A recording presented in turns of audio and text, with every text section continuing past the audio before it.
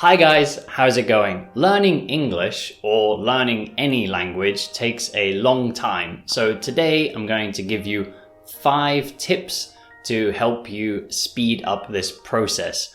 And make sure to listen to all of these because some you might do already, but perhaps some of them you are not doing. So let's take a look. Okay, number 1. Only look up words or phrases or grammar when you have seen them a few times. So I think when we are learning languages, it's easy to try to look up, you get out the dictionary and you look up everything that you don't understand. And this can be a very time-consuming process, which means it takes a lot of your time. So, for example, if there's a phrase like get used to, get used to doing something. This is a phrase that we use a lot in English. So if you're watching TV shows, you'll keep hearing, or if you're reading books, you'll keep reading, I need to get used to living here. I need to get used to doing this. You'll hear it and you'll read it many times. So when this phrase seems familiar, like, oh, what is this? They keep saying this. Then if you look that up, you know that's going to be a useful phrase. It's going to be a good use of your time. But if there's something like a name of a disease, like if you see a word like tuberculosis, you probably don't need to know that word. Hopefully you don't need to know that word.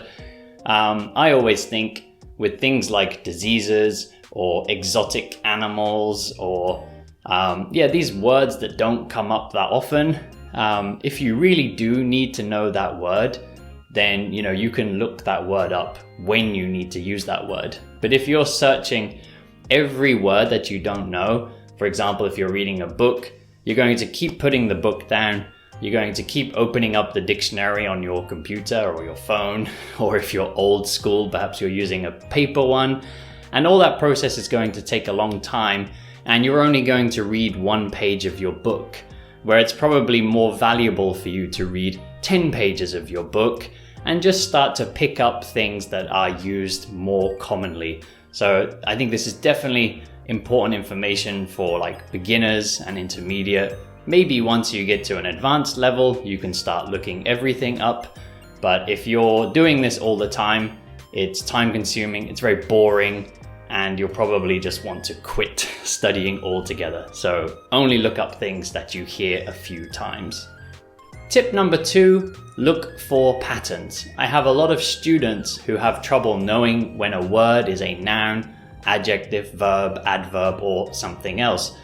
But there are many patterns. If you look at words, for example, like conversation, continuation, situation, these are all nouns. Almost all words that end in I-O-N are nouns. So if you see a word like compete is a verb. It means to fight against somebody in a game, a match, a sports event or something. Compete, that's a verb. If we see competition, what is that? That's a noun. So now you know how to use it in a sentence. We use nouns like I have a competition tomorrow. If we see an adjective ending like able, then we know that this means possible. It means like we can do this thing. So I'm sure you all know the word change. If we see some equipment or some furniture that says this part is changeable, and we see this able ending, we know that that means I can change this part. Or if we hear the word controllable, this situation is controllable, that means we can control this situation.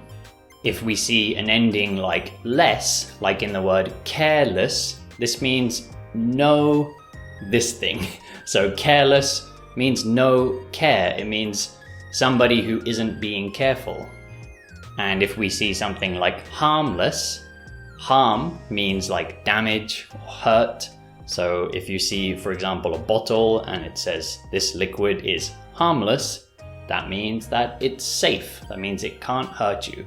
So the opposite to this would be full. When we see careful, means lots of care, full of care.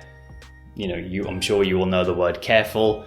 If we see harmful, before I told you harm means damage or hurt, so harmful means full of harm. Don't touch this thing, don't touch this chemical or this liquid. So there are lots of patterns like this in English, just like in any language.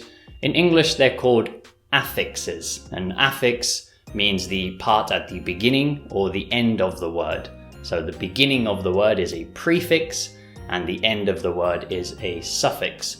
So if you see, for example, something like I said earlier, you see able and you start to notice lots of words with able, just check on the internet, able suffix or able affix, and then you'll see a lot of words and you'll probably know many of them already, and you can start to make these patterns in your mind. So when you see new words, you'll start to be able to guess what they mean. This is what native speakers do. They don't know that they're doing it because they know a lot of this just through patterns from growing up speaking English. They don't know exactly, but they have this feeling. So that's how we can guess new words when we see them. Okay, tip number 3, use the English dictionary. So stop translating, especially if you're getting more to the intermediate stage. You should definitely start trying to use the dictionary in English, because when you translate things, you put in one English word and you'll probably find like 10 possible words in your language, or vice versa. You put in one word of your language, you find 10 possible words in English, and it might be a word that we just don't use, or we use it very differently in one language compared to another language. So the best thing to do is when you see a new English word is try to look in the English dictionary. The Google function for this has quite simple explanations. So if you type into Google, this new word plus meaning, the Google dictionary will pop up, and usually that explanation is quite easy to understand. And you can even search like Easy Dictionary, and you'll find websites where they try to explain things in more simple ways. And that will give you a real understanding of how that word is used, instead of trying to force a translation into your language. And these two words might not really be the same. Tip number 4, and I've said this before in other videos and podcast episodes, change everything into English. So change your phone settings into English. Change your computer settings into English. And this one is important because in the modern world, we use a lot of these words in every conversation. Words related to the phone, to the internet, to your computer. These words, you really need these words. So change everything to English. Also change, whatever news website you're reading, start trying to read an English one instead.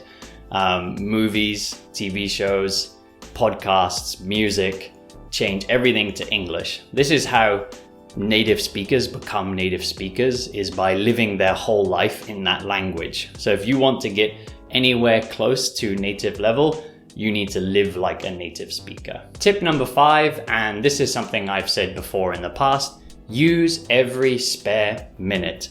So a lot of people talk about language learning in years. They say, how long have you been studying English? I've been studying English for 2 years. What does that mean? If you studied English for 1 hour a week for 2 years, that's not that much study. But if you studied for 1 hour every day for 2 years, that's quite a lot of study. If you studied for 6 hours every day for 2 years, that's a lot of study. So the really important thing is to try to use every spare moment you have to study. So if you're waiting in line for a public toilet, you can get out your phone, start reading the news or reading social media in English. You can open Twitter or Instagram and just read people's posts in English. If you're making coffee in the morning, listen to some English radio, English podcasts, music, anything. If you're driving somewhere, plug in your phone into your radio or however you do things in your car and listen to some English while you're driving. So there's lots of moments in the day when you can be fitting English into your schedule, and those minutes add up into hours, and those minutes add up into weeks and years, and it amounts to a lot of study. Okay, so that was my 5 tips for speeding up your English learning. If you have any good tips that you can share with other learners that I didn't mention in this video, please comment them below and help out other people who are studying. If this video was useful for you, don't forget to like. Also, if you haven't before, please subscribe and hit the bell button so you know when I'm posting a new video. Also, check out my podcast if you haven't before. It has the same name as the YouTube channel, so that's Easy Natural English with Liam. There'll be a link below this video as well. Also, in the link section below this video, you can find my italki account. That's where you can take an online lesson with me. And there's also my Patreon page where you can support my channel and you can also hear bonus podcast episodes. Good job making it to the end of the video. Thank you all very much, and I'll see you next time.